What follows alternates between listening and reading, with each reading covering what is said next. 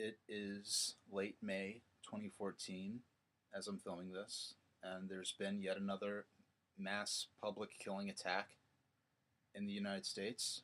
These are becoming pretty much routine at this point. It's just becoming a part of what it means to live in the United States. I mean, there's this constant fear of like, oh, terrorism. You have to fight the terrorists. You have to stop the terrorists from coming over here. Sending some guy with like a dynamite vest. Whereas these public mass killing attacks are happening routinely at this point. But we're not supposed to be upset about this, or it's only fashionable to be upset about it for a few days, and then you're supposed to move on. But we have to be worried about the terrorists. But what makes it worse is these sensationalistic newspaper headlines. Okay, Virgin Rampage. I mean, come on. You don't have to sensationalize a story like this. The actual facts ought to be more than enough.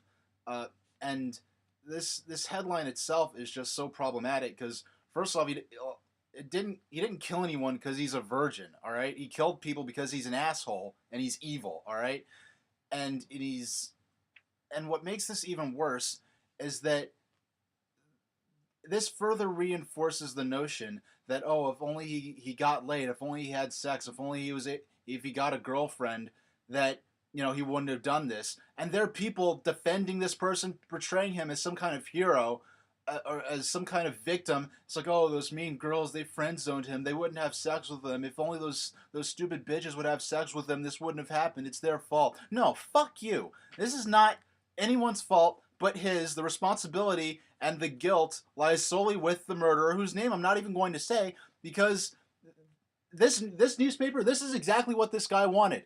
Because look at this. He's got a freaking full page spread dedicated to what he did. Look at this over here. It's like a full transcript of his freaking manifesto, like murder video, where he's announcing that he's going to do this. Oh, and there you could, if you have your phone, you could click that, aim your phone at that, and watch the video instantly. And these mass killings are not going to end until we stop glorifying the killers with all this media attention, because we've created a society in which if you're in the media, you're important. Like, being a celebrity or being famous isn't bad. It's just that we're making people famous for absolutely nothing. We're giving them essentially positive attention for no reason. And we have these cases like the Virginia Tech shooter and other mass killings since then, including this one, where the killer will use the media to hype up what he's doing. And we're having a point where these mass killers are making customized press kits that they're sending to the media in advance of them committing the crimes. And in this case, we have another case where he wrote this ridiculous manifesto that he sent to some newspaper somewhere. He makes this sick YouTube video threatening to make these killings, and his whole video gets transcribed here. His message gets out, and for us to gawk at, but he wanted people to know he was mad. He wanted this attention. He wanted people to know how pissed he was that he couldn't get laid, and now he gets that. He gets his pictures in the newspaper. He gets the front page story. He's got a full freaking this whole full page spread dedicated to him and what he did. And it goes on to the next page as well. And this is why I don't buy newspapers anymore. And it's disgusting. And what's really mad, and it just gets, and like I said before, what's worse is when we have these comments on the actual video, depicting him as, this victim of these horrible, like, mean bitches who wouldn't have sex with him or whatever. And it's like, there's this notion that because you're nice to someone that, like, they automatically owe you to have sex with them. Like, life doesn't work like that. If you're gonna, I can't even, like, speak clearly, because I'm pissed that, and there have been a couple of other killings like this too in the last few months, where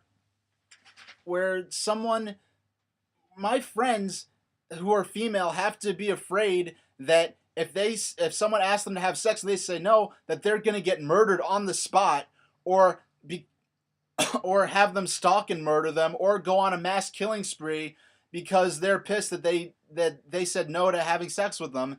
And it's just freaking disgusting, and it's ridiculous that not only that there are people who are that entitled and that violent that are out there, that there are people who will defend their actions after they do them, after they go out and murder multiple people, even just one person, and then defend them like, oh, if only it's the women's fault because that he couldn't get laid. If only he had gotten laid, this wouldn't have happened.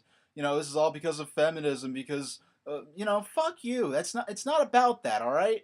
It's and then the media goes and glorifies them. You had this guy that just did a bomb hoax at the finish line of the Boston Marathon on the anniversary of the actual bombing, and this guy is some flamboyant kook who literally just wants attention, and is running around talking about how, oh, because he did this bomb hoax that he's going to make the world more fashionable or something. It's like there's these people with no morals and no sense of no. There are these people that are completely out of touch with reality and feel like they have nothing to lose, can go out and do something horrible to get the attention that they wanted, and the media says, oh, look what they did, that's so horrible, and then gives them all the attention that they wanted in the first place. And it's really outrageous, and there's not much more that can be said than that. So that's it for now, and thank you for watching.